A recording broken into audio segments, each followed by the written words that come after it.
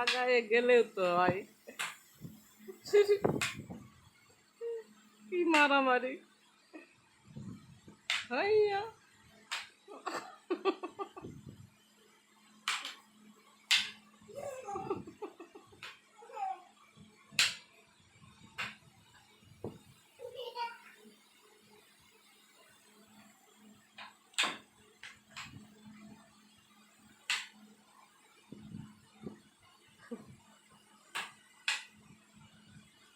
খেলোয়াড়রা তো লাফায় লাফায় মারামারি করে, আপনারা এক জায়গায় দাঁড়ায় মারামারি করেন কেন?